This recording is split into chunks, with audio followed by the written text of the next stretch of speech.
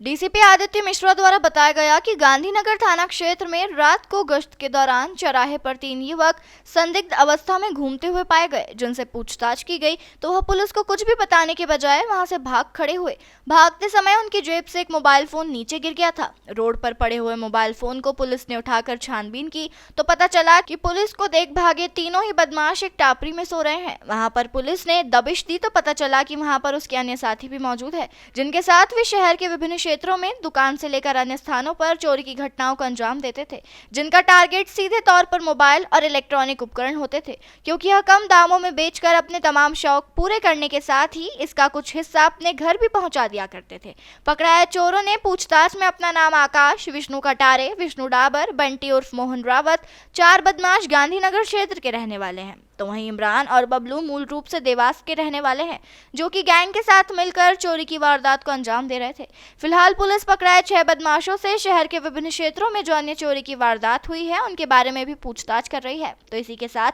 उनके पुराने रिकॉर्ड भी खंगाले जा रहे हैं। इसमें एक बहुत बड़ी सफलता मुझे लगता है जो गांधीनगर पुलिस थाना और उनके एसीपी को मिली है।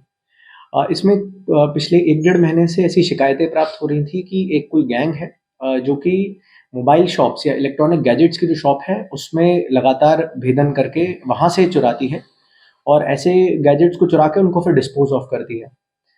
इसी के चलते एक दिन रात्रि गश्त के समय कुछ ऐसे नवयुवक मिले जो कि वहाँ आसपास के रहने वाले नहीं दिख रहे थे। तो गांधीनगर की बीट जो पुलिस थी उनने उनकी तफ्तीश शुरू की तो पता चला कि उसमें एक जो युवक था वो देवास का रहने वाला है, जिसके संबंध में जब आपराधिक रिकॉर्ड और उसके पास जो मोबाइल मिला था उसकी तफ्तीश की तो पता चला कि एरोड्रम थाना क्षेत्र में करीबन 1 महीना पहले एक मोबाइल की दुकान में चोरी हुई थी, जहां से बड़ी मात्रा में करीबन 16-17 मोबाइल्स जो हैं वो चोरी हुए थे। उसमें से एक मोबाइल है जो उस युवक के पास था। उससे पूछताछ करने के बाद जब अन्य चीज़ों का खुलासा हुआ तो कुल 6 आरोपी अभी तक पुलिस ने हिरासत में लिए हैं, जिसमें देवास के हैं कुछ आरोपी। कुछ आरोपियों के लिए पुलिस की टीम को सिमरौल, बांगड़दा, अन्य क्षेत्रों में भी लगाया गया था, जहां से 6 आरोपियों को पकड़ा है और इनके पास से करीबन 60 से ज़्यादा मोबाइल फ़ोन्स जो हैं, जिसमें कई ब्रांड न्यू मोबाइल फ़ोन्स हैं, कुछ ऐसे मोबाइल फ़ोन्स हैं जो यूज्ड हैं मोबाइल फ़ोन्स, साथ-साथ इलेक्ट्रॉनिक गैजेट्स जैसे कि एक्सपेंसिव ईयरफ़ोन्स, ईयरबड्स और अदर जो इलेक्ट्रॉनिक गैजेट्स हैं वो भी मिले हैं। कुछ लैपटॉप्स के मदरबोर्ड्स, पीसीज़ इत्यादि चीज़ें भी पुलिस को बरामद हुई हैं। इस पूरी गैंग